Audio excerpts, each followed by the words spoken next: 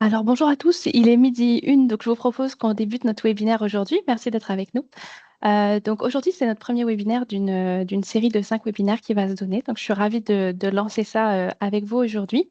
Puis on va parler de gestion d'actifs. Donc principalement, on va se concentrer sur les principes, les pratiques et puis les opportunités de financement qu'il y a pour les municipalités et les communautés autochtones. Donc, quelques instructions. Donc, c'est un format webinaire. Donc, vous voyez que vous pouvez utiliser le petit onglet questions-réponses pour communiquer. Donc, si vous avez des questions en cours de route, n'hésitez pas à les indiquer.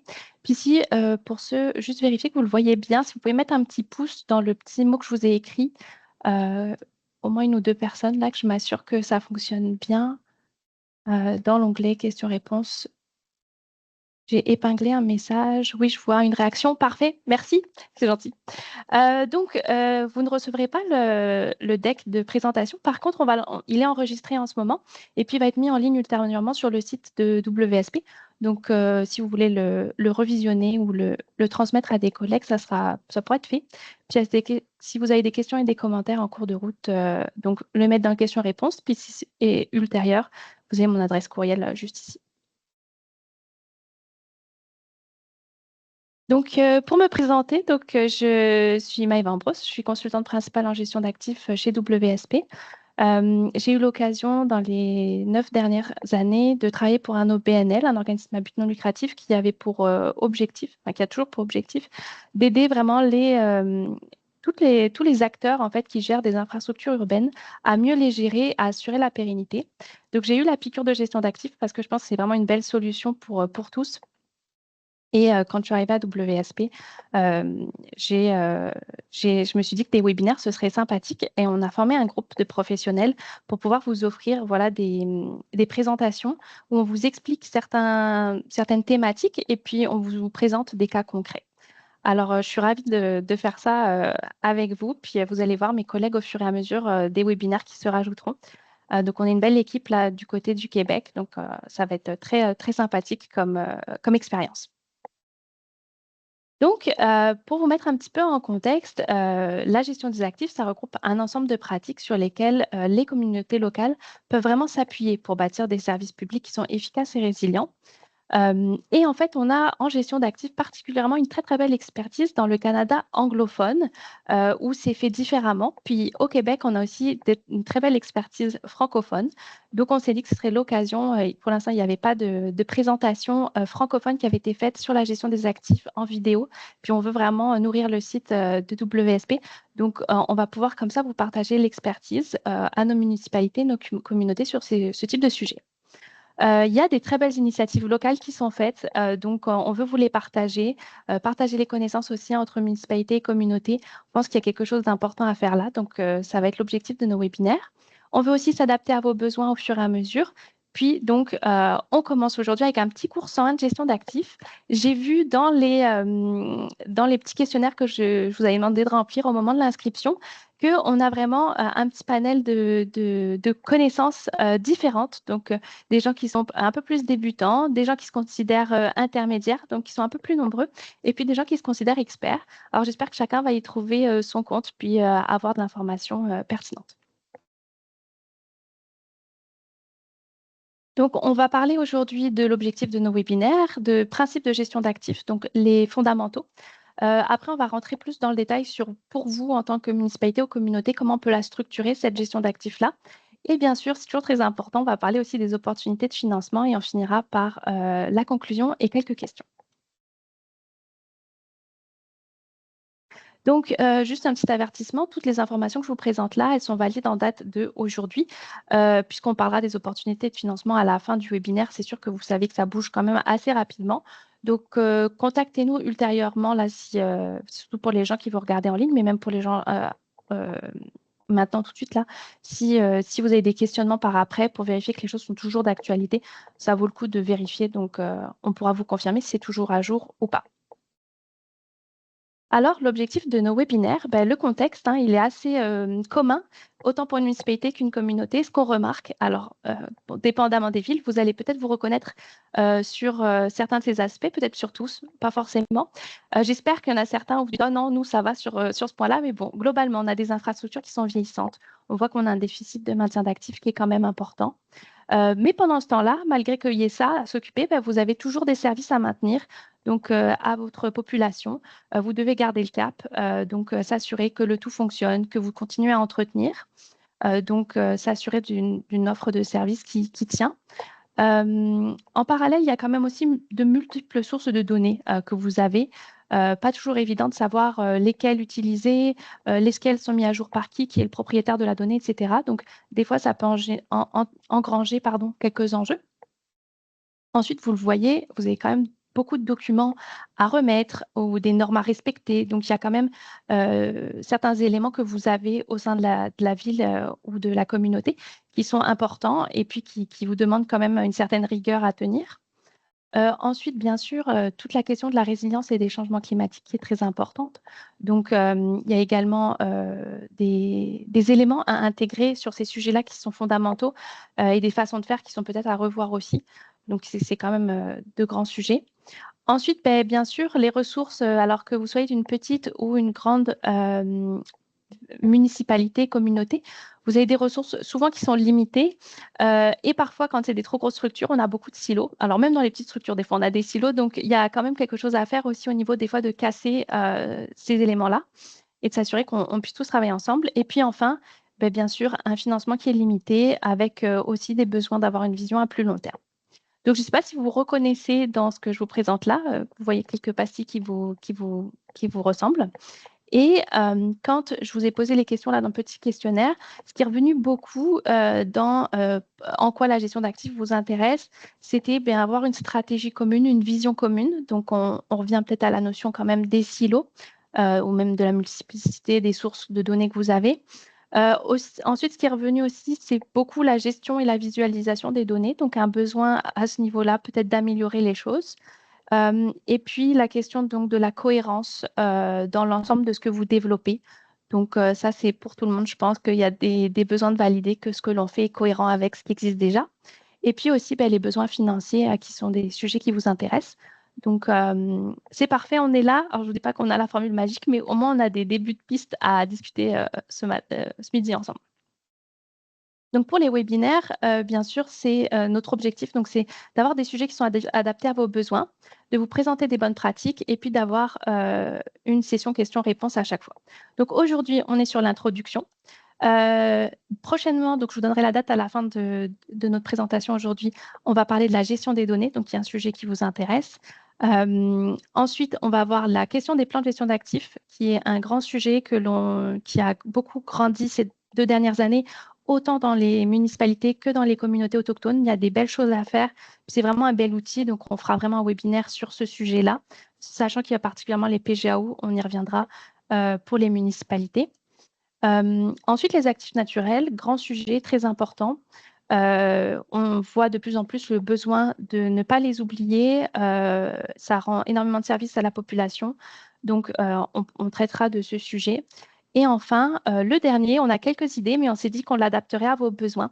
Donc, ce qu'on fera, c'est qu'on fera sûrement un ou deux petits questionnaires. Puis, selon vos besoins, même si vous avez des retours par courriel, ben, on va pouvoir adresser ce qui vous semble quelque chose que vous voudriez qu'on traite. Il y a suffisamment d'expertise chez WSP pour qu'on ait les bonnes personnes qui vont pouvoir vous présenter ce qui pourrait répondre à vos enjeux du moment. Donc, on s'assurera de faire un webinaire qui est le plus utile possible. Alors, je vois qu'il n'y a pas de questions, que tout va bien, donc je poursuis. Quelques principes de gestion des actifs. Bon, alors là, je reprends aux bases, mais qu'est-ce qu'un actif? Donc, un actif, c'est un bien ou une infrastructure qui appartient à votre organisation et qui a une valeur et elle nécessite une gestion donc, sur son cycle de vie. L'actif, il est lié à un service qu'il rend à la population et puis donc on va avoir une performance. La performance de votre actif, ça va influencer vraiment la qualité, la fiabilité puis le coût de votre service. Alors, au sein d'une communauté, d'une municipalité, qu'est-ce qu'on retrouve? Bon, bien sûr, les routes, les ponts, donc les ponts, il y a certaines grandes villes qui ont des ponts, mais des fois, elles n'en sont pas la propriétaire, mais elles ont des devoirs d'entretien. Donc, c'est quand même aussi un sujet très important de savoir bien les entretenir. Puis, bon, les autoroutes, c'est quand même plus rare, mais ça peut être quelque chose que l'on voit. Ensuite, tout ce qui est infrastructure en eau, donc autant de la conduite jusqu'au puits, à la station, à vos infrastructures aussi vertes qui permettent de filtrer votre eau pluviale. Ensuite, les parcs. Donc, dans les parcs, vous avez tout ce qui est récréatif. Vous avez aussi les mobiliers urbains à considérer. Donc, ce sont des éléments parfois qu'on oublie, mais qui peuvent vite devenir difficiles à s'assurer d'une gestion pérenne. Les bâtiments, évidemment, bâtiments municipaux, les bâtiments administratifs, culturels, etc. La flotte de véhicules et le matériel roulant. Donc ça, bien sûr, quand on fait du déneigement, ce genre de choses, vous avez ce type de véhicule. Tout ce qui est actif naturel, donc là, on va parler des forêts, des lacs, l'énergie aussi, bien sûr, et puis donc, tout ce qui serait culturel, donc œuvres d'art ou tout élément qui, est, qui offre un service culturel à votre population. Alors bien sûr, peut-être que vous avez déjà des connaissances très établies sur certains de ces actifs-là. Peut-être que d'autres, vous les avez à la municipalité, sont moins pertinents ou comment dire, moins travaillés, moins étudiés. Puis il y a peut-être des besoins aussi. Donc c'est toujours intéressant de revoir un peu le panel puis de se poser la question, est-ce que ces éléments-là, on les connaît bien, puis est-ce qu'on a des enjeux dessus? Alors, quand on parle de gestion des actifs intégrés, de quoi on parle? Donc, petite diapo assez résumée, mais simplement, quand on parle de gestion d'actifs, on parle vraiment de l'ensemble des activités et des outils qui vont vous servir à bien comprendre et gérer vos actifs. Et je réappuie, mais les services. C'est vraiment une réflexion sur le service que l'on offre grâce à nos actifs. Donc, bien sûr, c'est pour offrir des services qui sont durables. Aussi, on veut vraiment réfléchir à tous nos enjeux que l'on peut rencontrer. Donc, les enjeux climatiques, les enjeux d'équité, de diversité, d'inclusion, la capacité à financer. Donc, c'est quand même un panel d'éléments sur un seul actif sur lesquels il faut réfléchir. Le but, c'est vraiment de prendre en compte les coûts, les risques et aussi tous les bénéfices et aussi de fournir des informations fiables pour aider nos décideurs. Donc, le les conseils municipaux, pardon, les chefs de bande, etc., ont des décisions à prendre. Puis, il faut aussi leur fournir la meilleure information possible pour qu'ils prennent des décisions éclairées. Donc, la gestion d'actifs, c'est vraiment un objectif pour ça aussi. Pourquoi on veut le faire? Simplement pour offrir des services qui sont durables, autant sur le plan financier, environnemental que social. Et puis, ça, c'est vraiment un point important. Beaucoup, ce qu'on entend dans les plus petites municipalités, mais même les moyennes, puis c'est on passe notre temps à éteindre des feux. On est toujours dans l'urgence. Donc, la gestion d'actifs, ce que ça veut venir faire, c'est aussi voir les amont les enjeux futurs que vous avez, mais de les voir un peu en amont avant qu'ils arrivent pour pouvoir prendre action, puis avoir un peu plus être moins en réaction face à vos enjeux. Puis l'objectif, bien sûr, c'est autant des communautés durables et viables. Et puis quand la gestion des actifs, parce qu'elle peut être bien sûr appliquée à des entreprises, c'est la même chose, avoir quelque chose de durable et viable. Donc le but de la gestion d'actifs, c'est de faire le lien entre vos actifs, les services que vous offrez et votre organisation. Donc parfois, donc là, vous avez vos actifs, puis vous avez le cycle de vie. Donc, j'acquéris mon actif, je l'entretiens, je viens le réhabiliter, puis à la fin, je finis par en disposer. On regarde aussi la performance de l'actif et puis quel est le niveau de service qu'il offre. Souvent, quand les personnes font ça, elles considèrent que c'est ça la gestion d'actifs. Bon, pas tout à fait, parce que c'est pas juste regarder dans un petit compartiment mon actif. Le but, c'est vraiment de le mettre en perspective avec le service qu'il offre. Donc, c'est quoi le service qu'on offre à notre client? Donc, ici, le client, souvent, dans notre cas, on va parler de notre citoyen, d'une personne qui vient visiter aussi notre communauté ou notre municipalité. On va parler de la performance du service, des besoins de notre client ou de notre citoyen, et puis de la demande. Donc, c'est quoi la demande par rapport à ce service dans le futur? Est-ce qu'on va avoir des enjeux? Est-ce que ça va créer des questionnements sur l'actif lui-même? Donc, on vient vraiment faire le lien. Puis tout cela, bien sûr, c'est lié à notre organisation. Donc, la municipalité, la communauté, elle a une vision elle a des objectifs organisationnels, elle va avoir des objectifs de gestion des actifs et c'est comme ça qu'on va avoir des résultats et puis une valeur pour tout. Donc, c'est là, une fois qu'on a vraiment une compréhension de cet ensemble-là du lien entre nos actifs puis finalement de l'organisation, c'est là où on peut vraiment parler de gestion des actifs. Alors bien sûr, ça concerne qui? Donc j'ai vu qu'il y avait, des gens, qui ont des postes très différents au sein des communautés et puis, municipalités qui sont présents aujourd'hui. Donc, c'est très bien et ben, en fait, ça concerne tous. Donc on part de la prise de décision opérationnelle, si vous voulez, on va partir du bas. Ça, c'est pour répondre à quand. Quand est-ce qu'on fait les choses? Donc quand est-ce que je livre mon service, sur quels actifs? La prise de décision tactique, elle répond au quoi.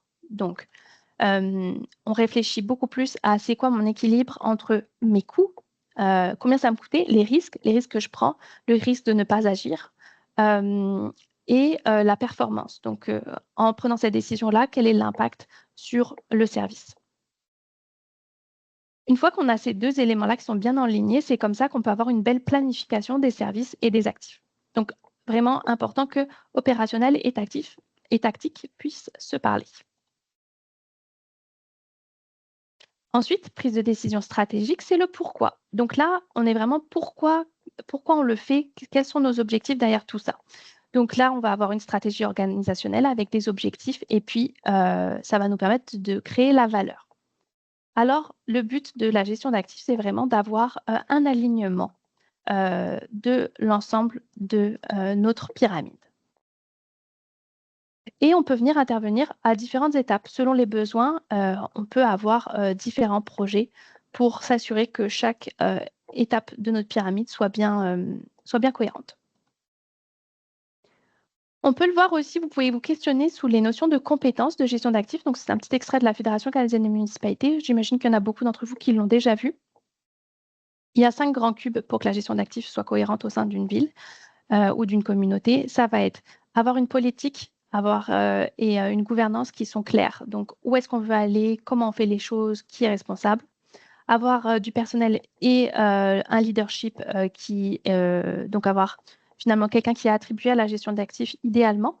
Quand on est sur une ville beaucoup plus petite, c'est pas un problème. Il faut juste qu'il y ait au moins une personne qui sache qu'elle a un rôle à remplir dans cet aspect-là. Ensuite, tout ce qui est données et informations, bien sûr, donc c'est quand même un grand point important. Puis, il ne suffit pas d'avoir de la donnée, il faut bien sûr être capable d'avoir un processus de décision éclairé pour bien planifier. Et enfin, ben, la contribution aux pratiques de gestion des actifs.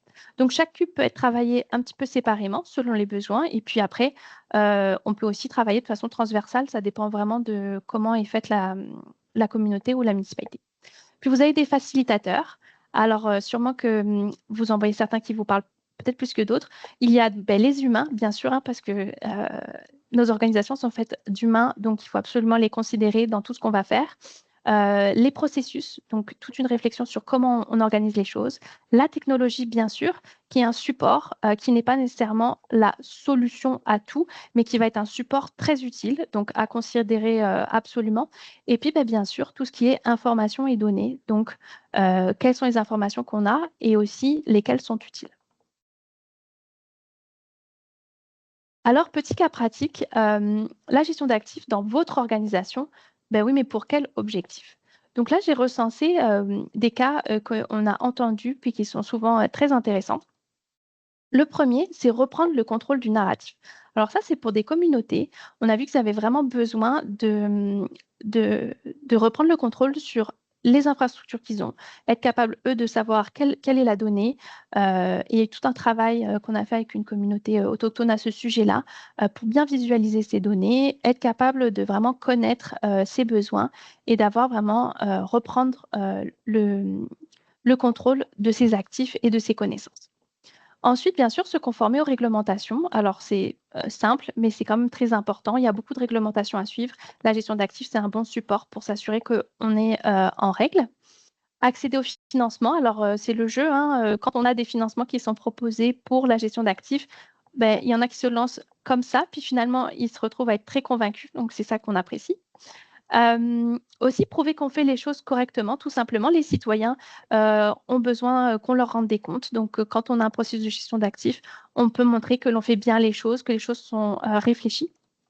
S'éloigner du bord du précipice. Donc souvent, on le voit de plus en plus, il y a des municipalités, communautés qui font face là, à un mur d'investissement. Comment on fait? Bon, on prend la gestion d'actifs parce qu'on se dit ça va nous permettre de bien réfléchir et puis de tranquillement diminuer ce mur d'investissement, puis faire des stratégies d'investissement les plus logiques possibles pour offrir après des services, des bons services.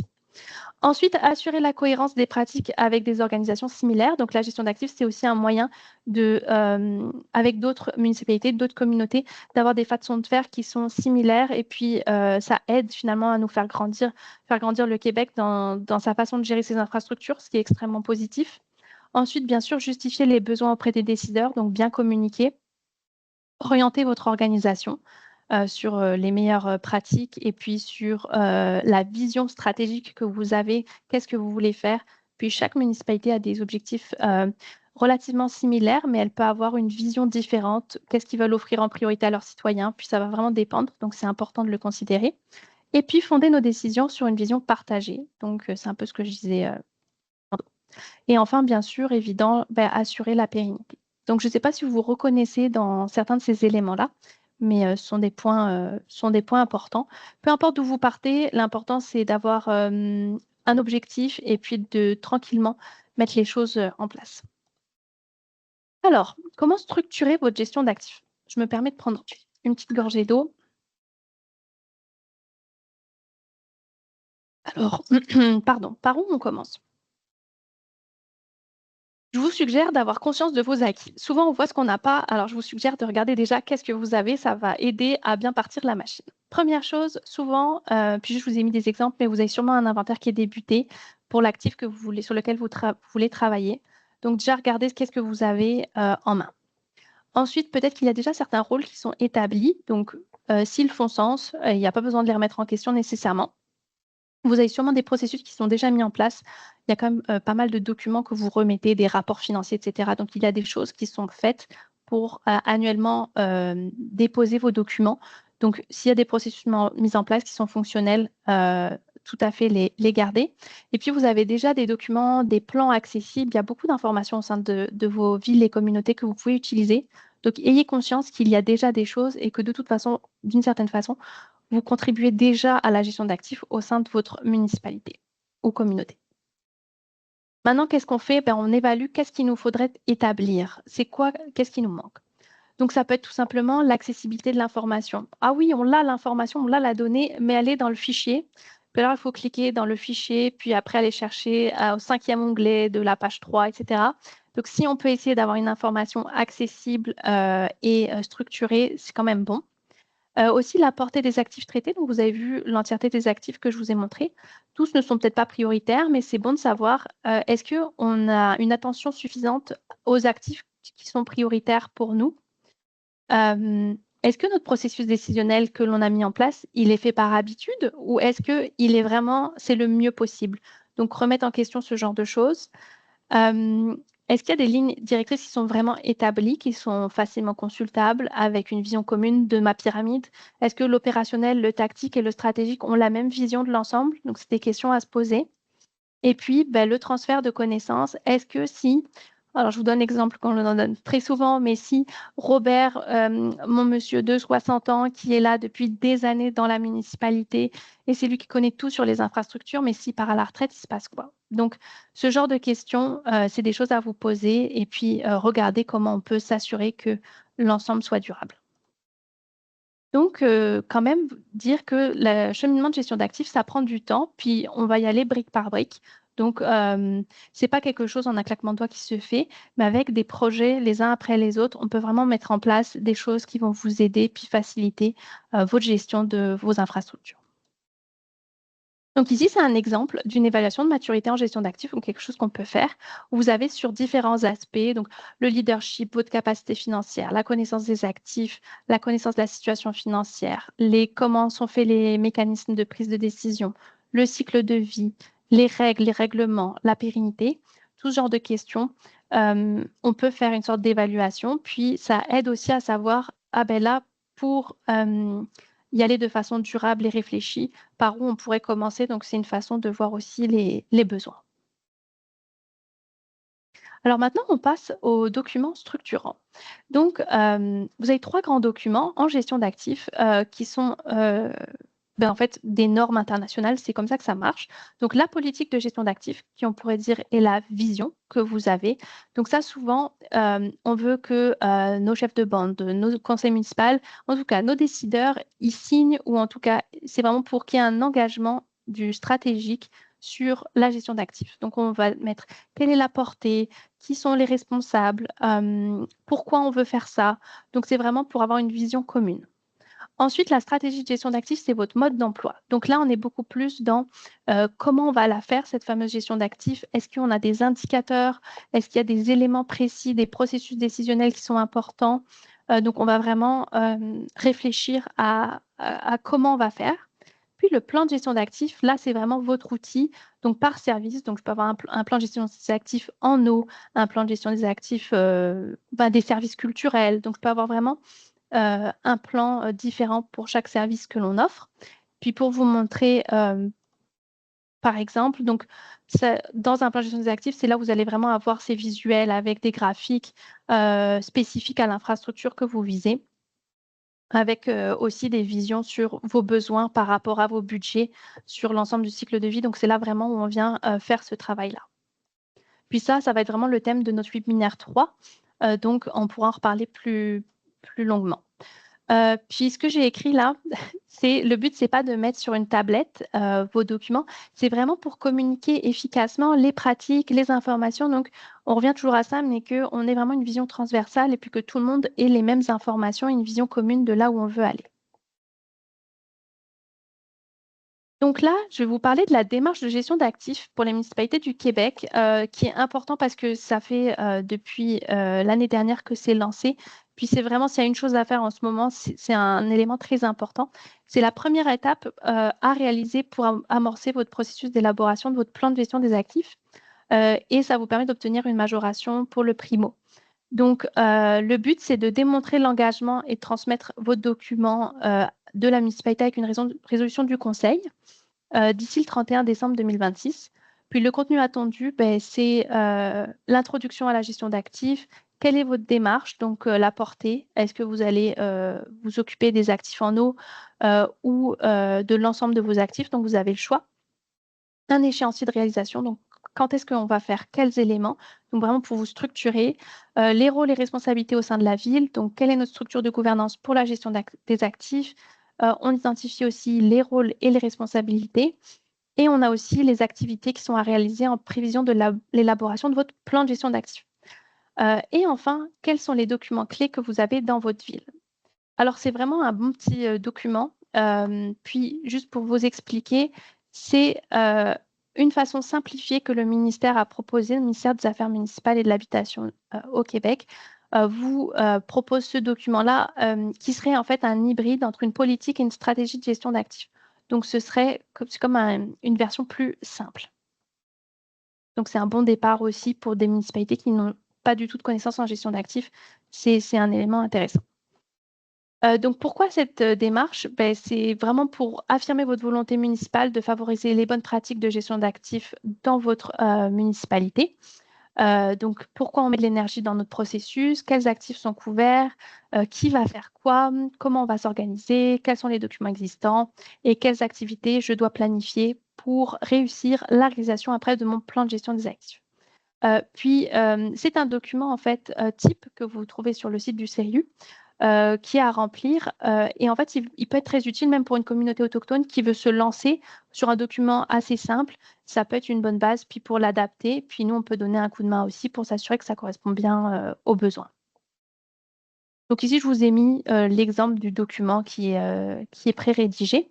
Et puis, on a accompagné donc, des municipalités sur leur démarche pour les aider aussi à monter leur structure de gouvernance, réfléchir qui va faire quoi, etc. Donc là, c'est un petit exemple d'une structure de gouvernance avec le comité de gestion des actifs. Donc, on a identifié qui ferait partie de ce comité-là. Donc, c'est quand même des éléments qui sont importants à tout de suite structurer. Je vois que j'ai toujours pas de questions, donc je poursuis. Donc, la démarche, donc là, je parle de démarche de gestion d'actifs, mais on peut l'élargir à un cadre de gestion d'actifs. Là, si on parle d'une communauté autochtone, il y a, je vous présente un petit cas pratique. Donc, c'est avec une ville, on a fait des ateliers, on a rempli la démarche donc, pour qu'elle soit remise au ministère, puis on a aussi remis un rapport avec les priorités. Donc, suite à nos ateliers, on a vu qu'il y avait des priorités. Puis, qu'est-ce qu'on apprend de cette, quels ont été les avantages pour cette ville? Déjà, ça a permis une discussion ouverte entre les différentes parties prenantes. Donc, si je reprends ma pyramide, on avait un élu, le directeur des travaux publics, le coordonnateur à l'environnement, quelqu'un qui est directement en lien avec les actifs, et on avait des discussions très intéressantes parce que c'est des discussions qui n'ont pas souvent lieu. Donc, ça a permis vraiment de comprendre quels étaient les enjeux de chacun et que l'élu comprenne l'enjeu. Ah oui, il y avait le directeur général, pardon aussi. Que l'élu comprenne l'enjeu du directeur général avec celui de la personne des travaux publics, etc. Ça permet vraiment des belles discussions et de voir où sont les silos finalement. Donc, ça a permis aussi de voir les besoins et les actifs prioritaires. Donc, dans le cas que je donne là, c'était les bâtiments qui étaient vraiment une priorité. Donc, ça a bien aidé. On fait un état des lieux des éléments existants favorables, hein, un peu ce que je vous disais au début. Il faut voir là où ça va bien. Donc, il y avait quand même des choses qui étaient très pertinentes, très positives dans cette ville-là. Mais on a aussi identifié, bien sûr, des zones d'amélioration. Puis, on a un peu une vision sur les prochaines années pour cette ville-là de qu'est-ce qu'elle compte faire. Donc, elle-même, elle est en ligne, puis elle a déjà son plan d'action.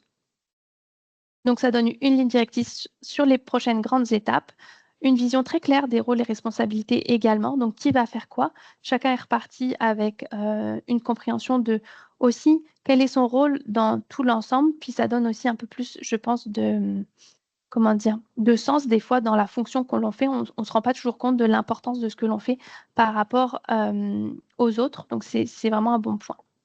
Puis bien sûr, partager les connaissances tous ensemble. Il y a eu des belles discussions qui ont permis vraiment de révéler des points. Ah, mais si dans tel document, moi j'ai cette information-là, parfait, ben, je vais pouvoir te la donner. OK, donc ça a créé aussi un moment de partage très pertinent. Et puis aussi, ben, enfin, remettre en question le pourquoi. Pourquoi on fait les choses. Et il y a certains éléments, on s'est dit, ah, ben, peut-être que ça, on pourrait le revoir pour faciliter les éléments. Alors, quelles sont maintenant les opportunités de financement? Donc, point important. Déjà, avant de parler des opportunités, je me permets un petit diapositive quand même importante. Le financement, c'est important. C'est important, on comprend qu'il faut on ne peut pas faire autrement. La plupart des villes et des communautés ne peuvent pas faire autrement de compter sur du financement externe, mais on veut quand même inciter les plus à aller à avoir une vision durable, puis d'être capable de bien voir quels sont les besoins pour la municipalité et la communauté. Donc, la première chose, ben, établir des évaluations d'infrastructures, ça va vous aider. Donc, avoir une connaissance de données, puis ça, on en reparlera au prochain webinaire, mais des choses comme la valeur de remplacement de mon actif, combien ça coûterait de le remplacer. Des notions de durée de vie aussi, combien de temps il est censé durer. Ce genre de choses, ça va vraiment vous aider. Et également l'état. Donc, avoir un bon portrait de vos infrastructures, c'est quelque chose d'important pour pouvoir avoir des hypothèses après sur comment ça va vieillir, puis comment on peut financer l'ensemble. Donc ensuite, une fois qu'on a ça, élaborer des prévisions de dépenses et un plan financier à long terme. Donc, à quoi ça va ressembler dans le futur, comment on va pouvoir investir, où vont être nos priorités, etc. C'est important. Et puis, donc, élaborer vos stratégies de planification et de gestion financière judicieuse. Donc, ça aussi, c'est un élément très important. Alors, j'ai vu que dans mes petites questions là, que je vous ai posées au moment de l'inscription, il y avait cette question-là des finances. Donc, si on voit que c'est un besoin que vous avez, ça pourrait être le thème du 5e webinaire. C'est une possibilité si c'est vraiment quelque chose que vous souhaitez qu'on approfondisse. Je pense qu'il y a vraiment, puis on a super personnes aussi chez WSP qui ont de belles connaissances sur tout ça. Donc, ça peut être également un sujet qu'on pourrait amener. On verra selon vos besoins là, mais je voulais quand même vous présenter ça en amont. Donc maintenant, si on y va, pour les opportunités. Donc, au ministère des Affaires municipales, donc je pense que la plupart, vous en avez entendu parler. Donc, il y a maintenant vraiment quelque chose qui est fait pour la gestion des actifs. Donc, c'est votre démarche. Donc, je viens d'en parler. et c'est jusqu'au 31 décembre 2026. Puis ça vous permet de bénéficier de majoration au primo et à la bonification d'Antec. Et après, vous avez le plan de gestion des actifs en eau à partir de 2027, le 1er janvier. Et elle doit être réalisée lors de l'émission donc, de la promesse pour bénéficier à nouveau de majoration et de bonification primo et tech.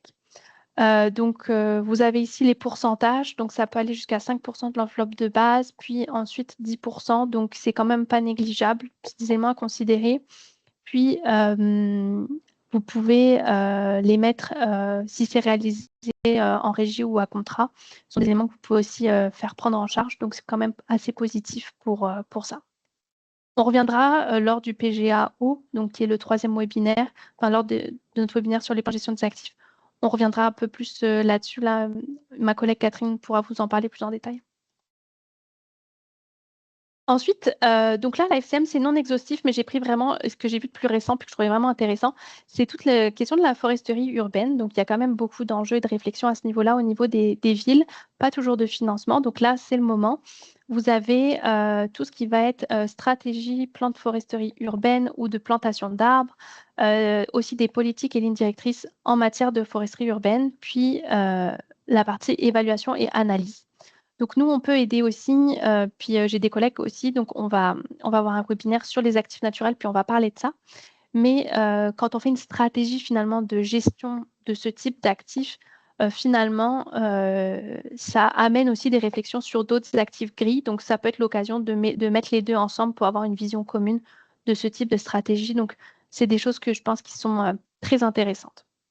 Ça, la FCM, vous avez quand même du temps. Puis, je pense que c'est mars ou avril de l'année prochaine la remise au plus tard là, de votre demande de subvention.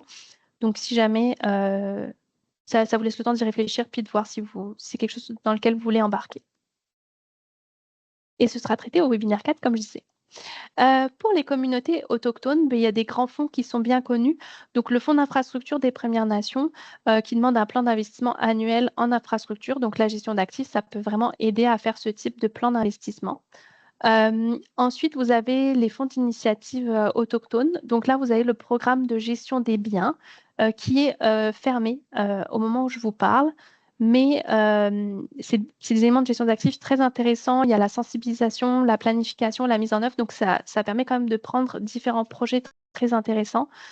Puis normalement, il réouvre, puis vous pourrez redemander de ma compréhension. Donc ça peut être également intéressant.